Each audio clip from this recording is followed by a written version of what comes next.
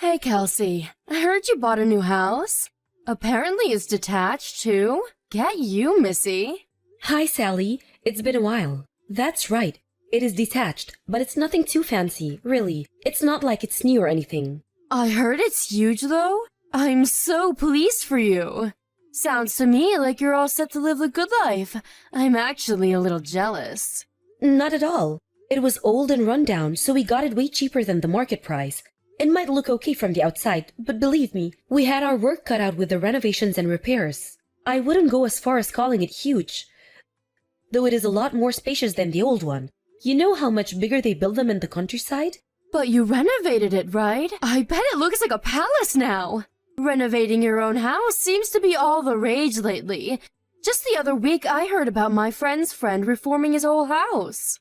I've seen TV shows about it too. Just yesterday afternoon, I was watching one called Peeps Designs. Everyone's doing it. Well, I guess you're not wrong. You do hear about it a lot now. Anyway, enough beating around the bush. Are you gonna tell me or what? When's the big day? When are you moving in? When? Next month. That's really soon. I wish you'd have told me earlier. I am your mother-in-law, you know. I did plan on telling you sooner. I've just been busy with all sorts of things, that's all. Sorry I kept you out of the loop all this time. That lazy son of mine almost never gets in touch with me, you know. I get the feeling that if I didn't text and call him, we'd never speak. I sometimes wonder if he still holds what happened between us. in the past against me. Do you by any chance mean that time you and his dad stole the money from his scholarship when he was in college? Oh, you know about that? Come on, dear. Stole is a bit drastic. Yeah, I know. I don't think it's drastic at all. I heard all about how you gambled away his entire scholarship fund on the slots at the casino. Oopsies. Weren't we just the naughtiest? Not just the casino either. My husband used his fair share on horse racing. He had to work 2 jobs while studying for a master's in biochemistry because of what you guys did. He told me it was the hardest period of his life. He literally had no free time and was getting by on cup noodles, 3 hours of sleep a night, and ungodly amounts of coffee. As if that wasn't bad enough on its own, he said your dad took most of his wages too. We were going through a really difficult patch back then. Without Anthony's help, we would have never been able to keep up with the absurd repayments on our debts. Can you believe it's even legal for them to make us pay that much? I know it can't have been very easy for my son, but, well, whatever. It's ancient history now. What is family for if not helping each other out in a pinch? Oh, I don't know. Maybe not getting them into pinches in the first place? Besides, Anthony ended up being the one responsible for the repayments on the scholarship money you stole. Not only that, but he had to bear all the burden by himself, and was threatened with expulsion from college if he didn't keep with them up. Is all of this true? Yup, sure is. What of it? Are you surprised? It was his scholarship. Obviously, he was going to be the one who paid it back. And of course, there would be consequences if he... Besides, it's not like we spent all of it. He had plenty left to use as he saw fit. It's an undeniable fact that some of it got spent on college stuff and living costs, you know. Books, stationery, food, and of the like. Of course he should pay it back. He signed the document, so he has a duty. I just can't shake the feeling that his share of the burden was disproportionate with how much he actually got to spend on the stuff the scholarship was intended for in the first place. What exactly is the problem here? It all worked out in the end. He's working for a major global company now, right? Not only that, but you're rich enough to be able to afford a huge detachable house in the countryside, so things can't be all that bad. A few measly repayments on his scholarship are hardly gonna break the bank. This is hardly as dramatic as you're making it out to be. Most importantly, he agreed to do it. It's not like we did anything behind his back. I see. Anyway, forget that. This is old news, and we have much more important matters to discuss. Which reminds me, there was something I wanted to talk to you about. Something important? Yes, very, very important. Me and my husband have decided to move in with you both in your new house. Which means we'll be seeing you next month, Kelsey, my dear. Excuse me? Is my phone broken? Am I reading this right? You're moving in with us? You certainly are. You didn't think you were gonna be able to buy a big luxurious house like that and not share it with your beloved in-laws, did you? Let's be real here. That place is far too big for just... You'd be bored and lonely without us. It just so happens that me and my husband have been wanting to live in a big old house in the country for years now. It even has a yard, doesn't it?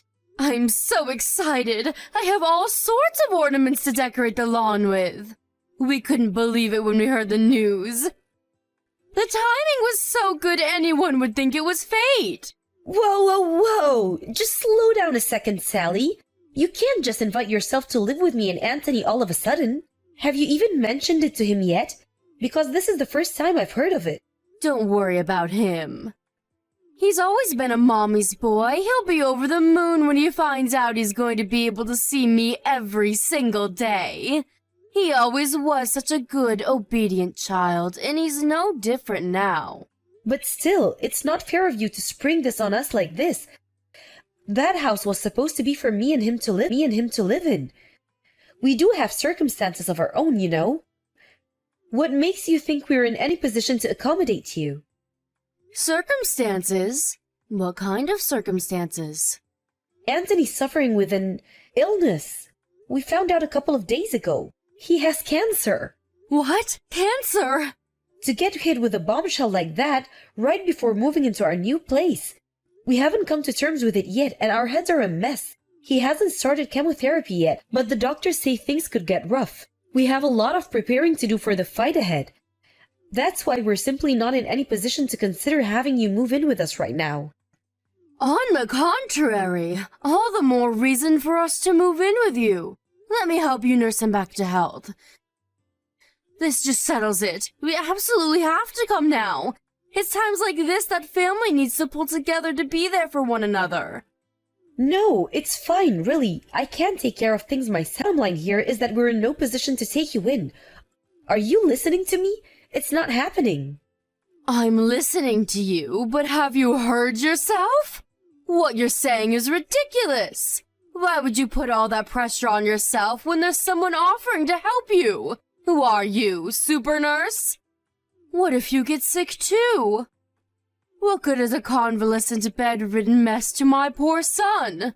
Even if I just stick to housework, the burden on you would be a damn sight easier to deal with. Picture it. It's the ideal situation. I deal with everything around the house while you focus solely on nursing my boy back to health. Sure, it would be nice to be able to give him my undivided attention. Right? I'm glad you're coming around to my way of thinking, sweetie. I always knew you had a good head on your shoulders. Leave it to me. Let's all live together as one big happy family. Sally? What on earth is going on here? The house looks like a bomb site. I go out for one day and I come back to find the place looking like a hoarder's den? Welcome home, sweetie. If you're back, why don't you be a dear and get to work on the housework right away? The kitchen's dirty. How about you do something yourself for a change? Not only that, but you need to stop forcing Anthony to drive you places. He's going through the worst phase of the side effects right now. He's barely fit to walk around on his own, let alone drive the damn car. But it was raining. What else was I supposed to do? You're a clever girl. I'm sure you understand I had no choice. It's impossible to get anywhere living in the middle of nowhere without the car. Why did you have to buy a house this far from civilization in the first place? What does the location of our house have to do with you forcing your seriously ill son to chauffeur you around like you're a freaking aristocrat? Those are two completely different issues. You have to stop this. I do wish you'd shut up already. You're like a broken record. If the thought of your husband driving the car is so unconscionable to you, why don't you take me out yourself? It's easy to talk, but are you willing to put your money where your mouth is? Where exactly do you need to go so desperately? You don't even have a job. I like going into town. We live in the middle of nowhere. There are nothing but farms and mountains for as far as the eye can see. I'd go senile sitting around the house all day. The only reason I get Anthony to take me places is because you're nowhere to be seen. He could rest more if you weren't so unavailable. Why do you think I'm not available? I do have a job. You know, my husband is in no fit to work, let alone drive a car. I'm working for both of us to make up for the hit we took with him. Having to take time off work. And we highly appreciate your efforts, sweetie. I assure you. That reminds me, I ran out of money again this week. Can I have another $400? Excuse me? Wow, are you saying you spent the money I gave you already? I only gave it to you 3 days ago. Oh, please, Kelsey, did you really expect that to last me more than 5 minutes? It was pocket change. I lost it all in the slots of the casino. You blew the money I gave you to get on by the slots? Oh my god, Sally, has your husband been going to the casino with you too? Who knows? He's probably walking around the streets with a can of beer in one hand and a cigarette in the other. I've seen him in 3 days. He's probably loitering in an alley somewhere making people uncomfortable for all I know. I didn't want to have to say this to you, but you guys are spending too much money. I don't care if you're my in-laws. Wrong is wrong and this can't go on. We live together, for crying out loud. Would it kill you to have a little more consideration for me and your son? What's the problem? Are you saying me and my husband shouldn't have hobbies? If you're gonna be like that, I'll just ask Anthony instead. My darling boy. I know I can always count on him to look out for me. He'd go to the bank or rush out to find an ATM in a heartbeat if I asked him to. Don't you dare! He's undergoing cancer treatment, damn it! He's fast asleep and you will not bother him. Fine, you win. I'll give you more money. Excellent! I knew you'd see things my way before long. You're a smart cookie after all.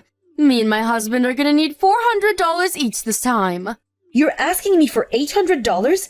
There's no way I can afford that. You'll have to get by on half. You greedy tightwad. Surely with the amount of hours you're working, epoxy $800 shouldn't be a big deal. I have to draw the line somewhere. You're gonna gamble us out of this house if you keep this up. What's the big deal? Just convince Anthony to retire early. He'll get a nice, juicy severance package, and our money worries will be a thing of the past. No way! Anthony loves his job. He's looking forward to going back to work. It's a huge motivating force for him. And I don't think he'd have it in him to fight this cancer with the same level of determination without it. If he quits, who's to say he won't lose the will to fight the disease? And then what? Stop being so selfish. It's time to face reality, Kelsey. My son is incapable of working as things stand, and that's not set to change anytime soon. How are new employees supposed to join the company with him clogging up the roster by being too stubborn to know when to leave? Leaving them hanging in the balance like that is unfair. It would be better for everyone if he just left. Don't even say things like that. My husband is no quitter. He isn't giving up and I won't give up on him. He will absolutely go back to work. I've never been more sure of anything in my life. Oh, to be young. One day, when you grow up, you'll realize blind faith never gets you anywhere. It's time to stop being so naive and childish and accept the harsh realities of life. Kelsey, I'm going for a few drinkies with the girls before I come home this evening. I won't be needing any supper. I see. In that case, I won't be able to come and pick you up. Please make your own way back in a taxi or get a lift from a friend. Huh? Are you joking? It's your day off work today.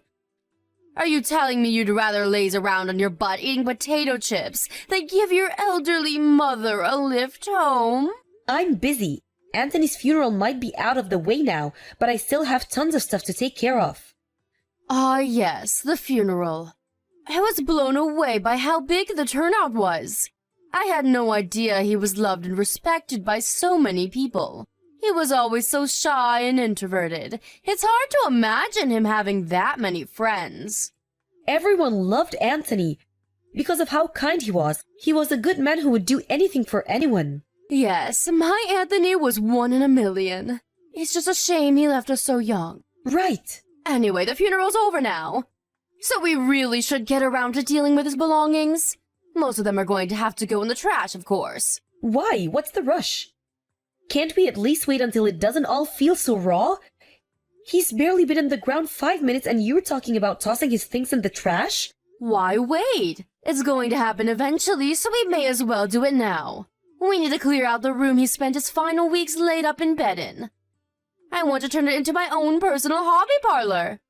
We're not clearing out his things. Why not? It's not like we're gonna use them anymore. Besides, this is not your decision to make. I make the rules from now on.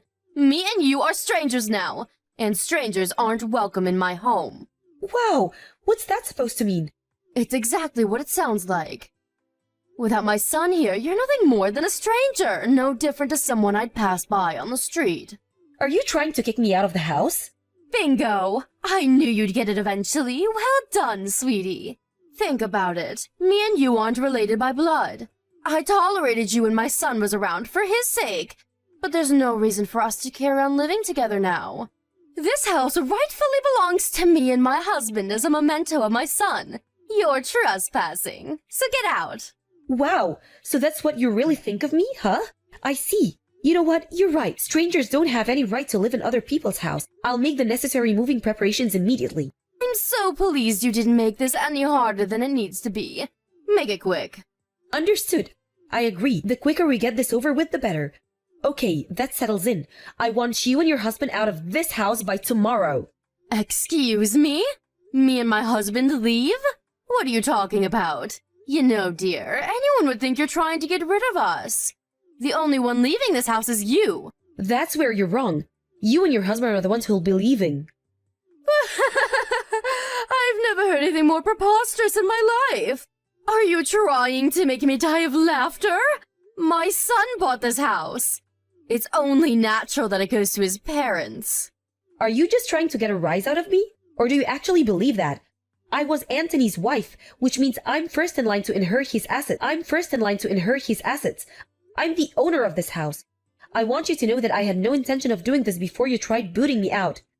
But you forced my hand. I want you and your husband gone by tomorrow evening, and that's final. How could you? My son would be turning in his grave if he could hear you right now. He'd never allow this. He's the one who let us live here in the first place. Well, Anthony's gone.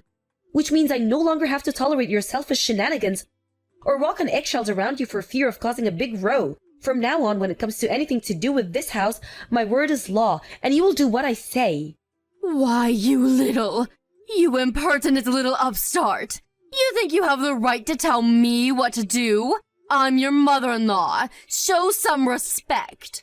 If you get cocky with me, it'll be the last thing you do. I promise you that. It'll be the last thing you do. I promise you that, little girl. You might not have realized this before because of how much I was holding back for Anthony's sake, but me and him are completely different. I have no intention of blindly obeying the irrational commands of a selfish, domineering, control freak with delusions of grandeur. You have no authority over me, Sally. But you did everything I told you up until now. Why are you— I was so obedient all this time was for my husband's sake. He was in a bad enough way as it was with the cancer and the chemotherapy. The last thing he needed was me and you at each other's throats all the time. He was bedridden, for crying out loud. Think about that. How would you feel if you were gravely ill and surrounded by an atmosphere of conflict and hatred 24/7? I wasn't obeying you. I was merely tolerating you. Does that mean it's okay to disrespect his wishes now just because he's gone? I'm not disrespecting anything. The last thing Anthony would want is for me to be unhappy. And that's one thing that's guaranteed as long as you're around. Get out of this house as soon as possible. I'm prepared to take legal measures if you refuse. Legal measures? Don't be so dramatic, dear. If there's any doubt in your mind as to whom the rightful owner of this house is, then I'm willing to take the necessary steps to prove it to you once and for all. If there's a brain somewhere in that head of yours to stand on and disappear from my life forever. Come on, Kelsey. This is going too far and you know it. The idea of lawyers and judges is so unpleasant to you that I suggest you get out of this house because I'm 100% serious. We can do this the easy way or the hard way. Just know that one of them involves you going to court. Both scenarios involve you and your husband getting out of this house. so you may as well make it quick. Ugh, fine. Look, if you do insist on kicking us out, can you at least give us more time? Tomorrow is too soon. It's just too soon. We need more time to get our things together and find somewhere else to go. Surely you're not evil enough to force your elderly in-laws to live on the streets. Try me. Who knows? Maybe I really am that evil. Look, Kelsey, I understand you're stressed, and based on what you said, I get the feeling that over a year's worth of stress, upset, and dissatisfaction are coming to the surface in one big violent eruption right now. I get it, I do. But if we have to leave, we need to make some preparations first. Please, can we have a little more time? This is probably just a ploy. You think if you can drag out your stay a little longer, I'll calm down and change my mind, don't you? I'm beyond sick and tired of your lies. I was opposed to you moving in with us in the first place, but you sweet-talked me by promising to help with housework and looking after Anthony. That help never materialized, did it? To the contrary, you used the two of us as your personal slaves, butlers, and chauffeurs, paying no mind whatsoever to the fact that your own son was terminally ill. To think you actually forced your son, who was barely capable of walking, to drive you to your friend's house so you could eat cakes and drink coffee with your friends three times in the same week? First things first, the only reason I couldn't help with looking after Anthony in the housework was because I've had a bad back lately. I wanted to help you more than anything. Truly I did, but I was in so much pain. You were well enough to gamble on the slots at the casino all day. You should have been more than capable of lending us a helping hand every now and then. But no, it was nothing but excuses, and more excuses. You were the lady of the manor and we were your servants. I'm so fed up with you. Even this conversation is too much. Every message you send drains a little more of my energy. I want you out of my life. Can't you see how dramatic you're being? Can we at least have more time? Please, let's just put the brakes on all of this for a little while longer. I'm begging you. There will be no deferments. I've been deferring the whole time we'll live together. I'm done putting up with your crap. What the devil is going on? Why is all of our stuff piled up outside in the yard? I told you yesterday, you were to be gone by tonight. Read through the chat logs if you're struggling. I also made it clear there would be no deferments. Are you serious? You actually intend to kick us out onto the streets? How many times do I have to tell you? I'm not as soft as Anthony was. Besides, you said it yourself. We're strangers, right? Even so, that doesn't justify taking such extreme measures. You've crossed the line. My son would be so disappointed with you. Nope, actually. I don't think you could be more wrong. In fact, this is actually what Anthony wanted. Everything that's happening right now is happening with his approval. How the hell is that even possible? My son is dead. He told me before he passed, of course. He apologized for the inhuman amounts of stress I had to endure as a result letting you two move in with us. He broke down and apologized profusely in floods of tears. Then he told me that he wanted me to cut all ties with you once he was gone. Wait, what? There's no way my darling boy would ever say such a thing about his own mother. To the contrary, he made it very clear. There's no doubt about it. He was racked with guilt and regret over letting you live with us and wanted to make up for it at all costs, which he still could. He even put it into writing. He must have known you wouldn't believe me and would try pulling every trick in the book to escape your fate. No way. How could he do this? That boy used to do whatever I told him to. Tell me, Sally, why do you think he did whatever you told you? Why do you think he went along with your absurd demands? Why do you think he tolerated your god-awful behavior for so long? Don't you think it's a little odd? He didn't think the things I asked him to do were absurd. He was just a good boy with nothing but love and respect for his mother, plain and simple. Interesting. How do you explain him calling you a toxic parent then? He was fully aware you were exploiting him. Plus, causing me stress and suffering was the last thing he wanted to do, which is why he did consider saying no and refusing to let you live with us. Huh? But he gave in and accepted it by the end. Why do you think that might be? I didn't understand it all the time. If my parents were as toxic as you, I'd have to cut them out of my life a long time ago. Sure, you might struggle to get by now. You're officially homeless. But that's not my problem. Why, you ask? Why? Because my son was kind and caring. You and him couldn't have been any more different, you evil witch! Bingo! No matter what selfish, manipulative scumbags you were his parents and he loved you. But one thing's for sure, he was the only person on this planet who was capable of that. Your single protector and ally is now gone. Are you going somewhere with this? What exactly is your point? You're pretty dense, huh? My point is, there's not a single person left in the world who loves you and your waste of space husband. Let's face it, you don't even love each other, do you? You're nothing more than a pair of pathetic vermin huddling together out of fear of being alone. What did you just... Vermin? How dare you? Don't get me wrong, I'm not saying you were always vermin. Huh? My husband told me everything. His childhood memories of you. He told me about how way back then, when your husband fell ill, you dropped everything to care for him around the clock. He told me about how you'd make up lunchboxes and take him for picnics, to the zoo or for scenic walks by the river. You took him anywhere and everywhere, and you stopped at nothing to make him happy, in spite of the illness. My son told you all that? But eventually you changed. You were around your rat of a husband for too long, and eventually you became vermin too. The only reason Anthony agreed to let you move in with us was because he remembered the good times. And he believed that somewhere, hidden away deep inside you, was the mom he used to know and love. He thought maybe you'd turn over a new leaf. I think he genuinely believed you when you said you were moving in to help out with the housework. And with looking after him, he accepted you with a heart full of hope. Hope? But that hope was smashed into tiny little pieces. You betrayed your son. I betrayed him? What are you even saying? Surely you don't believe that. There's an old candy tin in one of the boxes of your stuff out in the yard. Why didn't you take a look inside?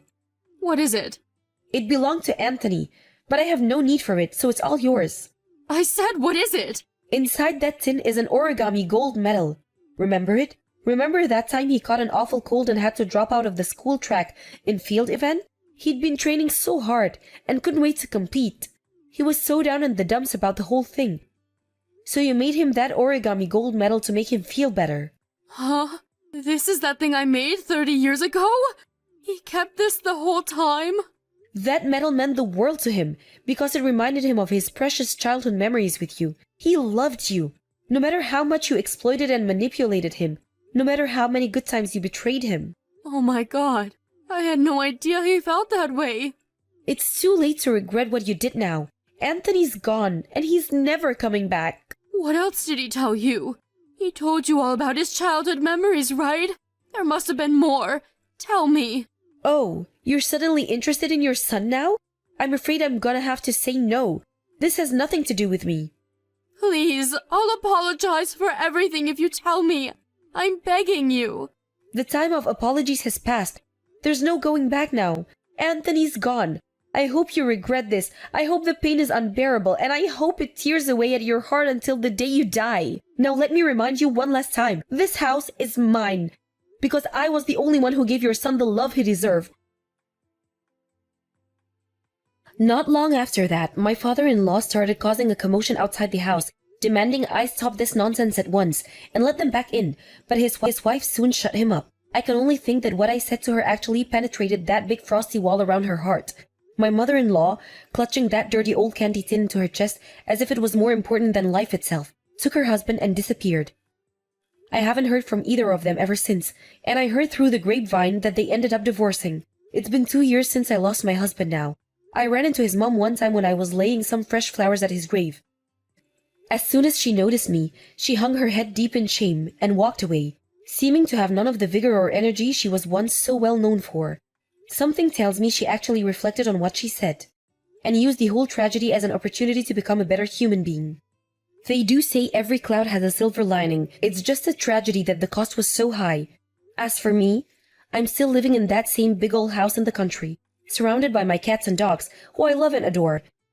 We went through so much in this house, happiness and sadness, joy and misery, harmony and conflict. But strangely, the only things I remember vividly are the happy times me and Anthony shared together. That's why it'll always be an important place to me, and I intend to cherish and take good care of it for as long as I live.